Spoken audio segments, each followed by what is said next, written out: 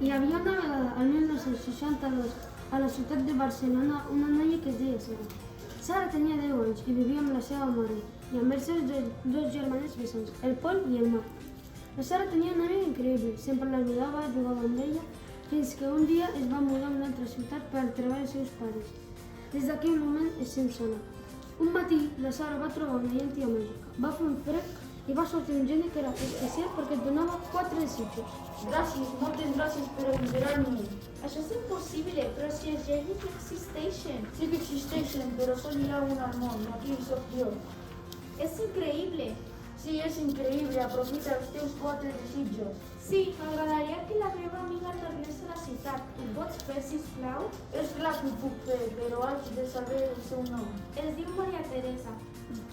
Gràcies, ara ho puc fer. Com et dius? Jo em dic Sara. Sara, ho sento molt, però tinc un petit problema. Els meus poders no funcionen. Ets un mentider.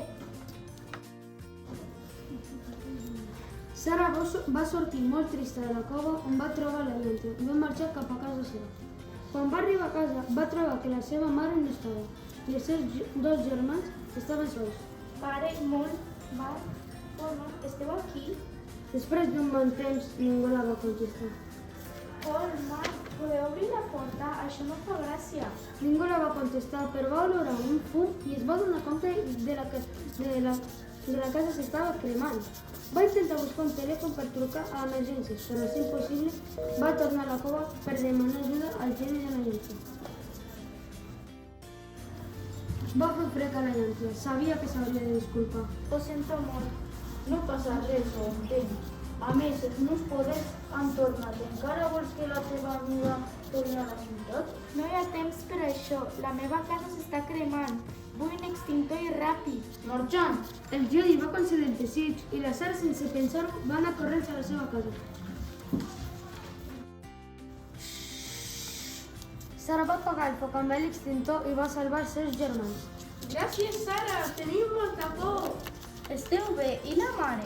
Estem bé, però la mare no hi és, s'ha anat a comprar. Menys mal. Però què ha passat aquí? Però quina catàstrofe!